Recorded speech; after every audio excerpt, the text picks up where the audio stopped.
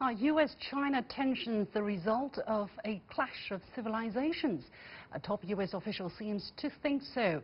In a recent speech at a forum in Washington, D.C., Karen Skinner, the State Department Director of Policy Planning, said this is the first time that we will have a great power competitor that is not Caucasian. American foreign policy and media critics immediately read her words to mean that China is a rival that is not white. Was she being racist? And how widespread are these views in the Trump administration? What's the likelihood that such an outlook would translate into actual policy? Joining me from Washington, D.C. on the line is Douglas Smith, a former Assistant Secretary of the U.S. Department of Homeland Security, and here in the Beijing studio, Zhao Hai, Research Fellow at the Chinese Academy of Social Sciences. Gentlemen, welcome to the show. Now, before we analyze what she said word by word, I want to give you the context of exactly what she said, and here are her actual words. And basically in this forum she said that we have an ideological competitor, one that really does seek a kind of global reach that many of us didn't expect a couple of decades ago. And I think it is also striking that this is the first time that we have a great power competitor that is not Caucasian. Then here the moderator jumped in and said, you sound like Huntington's Clash of Civilizations. Well, Skinner said some of those tenets, but a little bit different, and all of those things together are a bit perplexing for the American foreign policy establishment. And I think we have to take the rose-colored glasses off and get real about the nature of the threat. And I think we also have to give a respect for, I think, what the Chinese seek to accomplish. Just for those of you who probably are not so familiar with Huntington's theory of a clash of civilizations, the American political scientist Samuel Huntington brought up the hypothesis, the clash of civilizations, in 1992 after the end of Cold War, arguing that future wars would be fought not between countries but between cultures. And because of this theory, he became very controversial. So, Douglas, against all of this background, how do you read Skinner's words when she said not Caucasian? Was she at least injecting a racial dimension to the issue? Yeah, thank you. I mean, first of all, let me apologize, because I find what she said to be outrageous. I think there are real and present challenges between the U.S. and Chinese relationship on any number of topics. But I would say, as an American, as a former political official, a high-level national security official, I find what she said just to be horrific. While we face some serious economic challenges, while we face a difference in opinions on the South China Sea and a variety of military issues, I think what she's doing is exactly the hate speech that this administration is so proud of. It is exactly what Stephen Miller, the president's henchman on the southern border, espouses. And I think it is a false way to go. I mean, it is the way that they motivate their base. They use fear of other cultures, of other races to get their base to stand up and do these despicable things. As I said, there are real challenges. I mean, I think there are issues to be resolved around tariffs, around intellectual property, around cyber espionage. But there is also the ability to recognize different cultures for who they are. This notion on the clash of civilizations, all I would say is it's not a new thing. We could date ourselves back to the mid-ages and the Crusades into the Middle East and any number of things. I just find to weave that into the current challenges that these two countries are facing is just not the way to go. And so, I think we need to look for better leaders, expect more from our high-level officials than what she is providing. Well, her speech has not been received well among the mainstream media and scholar, as we all know. For instance, Michael Swain, a China expert at the Carnegie Endowment for International Peace, said it was a rather appalling, racist-based assessment of the threat. Meanwhile, we've seen blockbuster heavyweight media outlets such as Bloomberg, Foreign Policy, and Washington Post all wrote opinion pieces questioning and criticizing what she said. So, first of all, Douglas, do you think there is a hypersensitivity towards such issues in the United States? Why and why not? And this is not the first time that we hear racially charged statements from members of the Trump administration. What makes this time, this particular incident, so grave and so serious? I think it's more the old expression, the straw that broke the camel's back. I think it's just a culmination. We've been watching, in the last particularly 6 months with the Trump administration's just despicable policy on the southern border and against immigration. And I think it is just percolating. I think a lot of the traditional mainstream media that has done a remarkable job on covering this administration, and understands that facts matter. And they are tracking the negotiations and the discussions between the Chinese government and the U.S. very, very closely. And they recognize that we're at an important moment, and that how these discussions are handled, how these negotiations are concluded are going to be extremely significant. And the last thing that is needed is race baiting, as we call it in the United States. I mean, there is an issue of that right now. It is what President Trump was elected on. It is what he motivates his base with. But to see a high-level official in the United States Department of State use this kind of language is just horrifying. And I think that is why you're seeing such fast outrage from the members of the traditional and mainstream media. Yeah. And I think we're unfortunately, I'm embarrassed to say, we'll probably be living this for the remainder of this administration. They believe this kind of tactic and this kind of language works. And the question will be, do the American people in less than 2 years when they go to the ballot box agree? And I sure hope not, because it doesn't make us any safer from a national security point of view, and it absolutely weakens us from an economic point of view. When describing the nature of her job, Skinner said at the forum that the president provides the hunches and instincts, and it's my job and that of Secretary Pompeo to turn those hunches and instincts into hypotheses, meaning the Trump doctrine. So how much of this was she trying to read, let's say, the tea leaves of the Trump administration? How much was it really the idea of Secretary of State Mike Pompeo, or the idea of, or the worldview of President Trump? Look, I think tragically what she's saying is absolutely true. This is a president who has shown a real lack of interest in studying and learning and articulating the issues, from putting out concrete and well thought out policies. You can agree with the president's policies and you can disagree. But the importance is, do they take the time to understand the issue and put out a policy?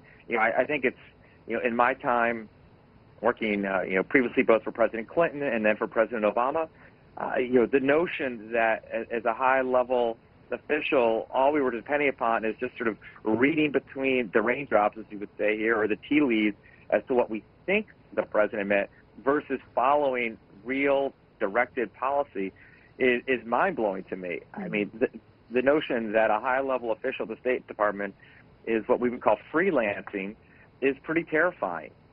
But this president has shown, a willingness to govern and direct policy by tweet storm, and I think, unfortunately, his appointees are behaving in that way. And so, I don't think anyone should be that surprised. I think, now, as obviously I'm sitting on the phone and I haven't watched today's markets, but I can tell you that as I woke up this morning, there was tremendous fear on the global financial markets as to what was going to happen today, particularly in the opening in the U.S. as a result of these comments and other things. And that will be the place where it hurts the president the most, because he is absolutely fascinated and driven by watching what the U.S. stock market does, where gains do. And if the behavior that this administration is doing causes all of a sudden a significant drop, maybe they'll start to pay attention, but we'll just have to see. I mean, what has been proven is that they use fear to get their message across. Okay. Many thanks to Douglas Smith joining us despite some technical difficulties on the line from Washington, D.C. And let me get to our guest here in the studio, Zhao Hai from the Chinese Academy of Social Sciences. Now, the Chinese Ministry of Foreign Affairs has made some comments towards this and saying that using the theory of the hypothesis of clash of civilizations or even racist a point of view to look at China-U.S. relations is extremely ridiculous and totally unacceptable. It needs to be severely rebuked and strongly resisted. And history and reality has proven that the United States, when they cooperate, both will win. When they fight each other, both will lose. So cooperation is the only true choice for both sides, and China urges the relevant sides to get rid of their outdated Cold War mentality and ideological or racial bias and treat China and Sino-U.S. relations directly. What is your take on the severity of this drama, of this associated with Ms. Skinner's statement? First of all, I think the Minister of Foreign Affairs statement captures the overall sentiment in China, both in the academic area and also from the policy realm. I think both reflect upon what's been said and believe that this is extremely nonsensical and also unacceptable. That's the word I would use. But then, if you look back, what is really the position of the director of policy planning is not what she described. She's saying she should record what the president said, the hinges, you know, the instincts, and then turn that into a hypothesis, and then later on policy. That is not exactly what the policy planning agency is for. When this agency established in the early Cold War, the establishment already said it very clearly that they wanted to look at the long-term global trend and using a strategic view to look at the situation and try to come up with policy recommendations, giving that to the Secretary of State. So that means they want to take care of American interests and values and looking at the long term, try to planning for the long term instead of dealing with daily diplomatic incidents. Instead of turning what the president wishes or believes into diplomatic policies. Exactly. What she described is basically a political motivation, trying to record what the president said and turn that, showing her loyalty. So what is the danger of that? When she is doing that, she's basically showing her loyalty.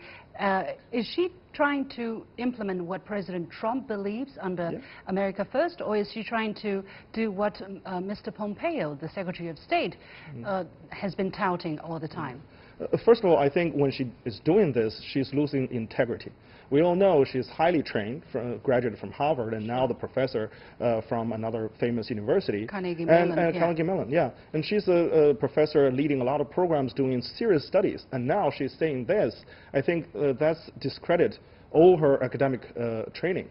And then going into this foreign policy establishment and trying to use this, the clash of civilization or whatever, particularly race, as a base for policy making, is not making any sense. And then at the same time, when you think about the difference between President Trump and Pompeo, President Trump is not exactly ideological. He's a businessman. He's trying to look at things from business perspective, and particularly in the trade negotiations. And I think this is more... But he has made racially charged statements. Yes. I think she's picking out all those racial statements and trying to build on that and trying to have trying to theorize what's happening domestically. That's the function of her job. Basically, she was given this job to lead an in-house think tank to provide strategic guidance to the Trump administration on such important policies. So does that mean that this clash of civilization hypothesis and this racist tint to it, at least, is going to be translating into actual policy? What would that mean? Would they be boycotting Kung Pao chicken, for instance?